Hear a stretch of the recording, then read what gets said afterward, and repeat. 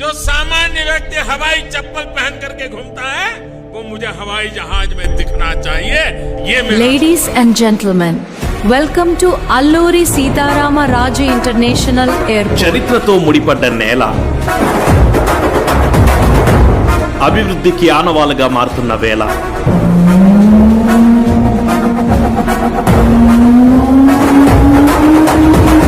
ఆంధ్రప్రదేశ్ నుండి అంతర్జాతీయ గమ్యాలకు తెలుగోడి పేరు ప్రపంచంలో ప్రతి మూలకు.